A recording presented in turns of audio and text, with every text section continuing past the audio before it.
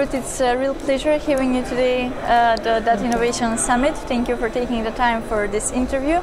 You just had your presentation, but before we dive into the questions related to what you presented today, maybe you can give us a bit more background about yourself and your area of expertise.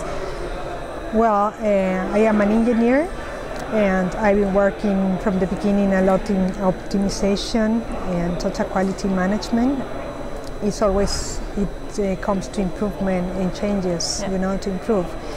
And that makes me more and more into the systems and how the systems support these improvements and the way to operate.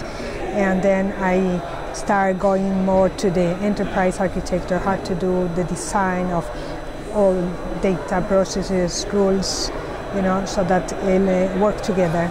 I did a PhD in a specialization in this area, and then I've been more in architecture, enterprise architecture. So today you discussed and shared details on common information structures. Maybe you can give us a bit more information on the topic? Yeah, the thing is that to put together data from different systems, you really need to understand what you have in each of them. But because they are from different vendors, from different developers, normally they have their own structure and even their own names. So if you don't really understand that whatever is called here, the ID is the same as the product number, then you can't see that these two things are the same. So you need to be sure that you understand the data. So that means the structure of your data, or the, let's say, data about your data. That's how it's about. You need to understand the data of your data. So we need to transform. Yeah. But what is actually a good pace for transformation for companies? In this area, just in structures, the transformation. First of all, you need to see what you will win, what you get as a benefits if you do that.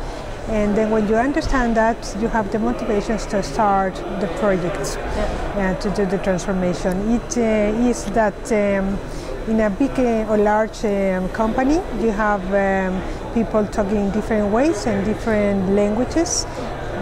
So you need to be sure that your culture share only one way of talking about things and the terms they use. That is what it's about. Yeah. So those are the key success factors, or we can add a few more? No, I think the success factors to really do the transformation is to be sure that people understand that you move to show feasibility of the things you are doing, and when you show that really there is results, then people buy, and then they want to continue. So you need to be sure that you move in the rhythm your company needs. Some people can do it faster, and some others need to be, more slowly. And another factor is just the value-driven of this movement. So if you show value-driven what you are doing, then it's easier for people to follow. So the benefits are obviously vast, but what do you think is the biggest benefit for the insurance sector? The biggest benefits of the information structure transformation. Yeah, if you have a reference information structure or a common information model, then that you can refer, it's much easier to know what you have in all your systems when you map to that.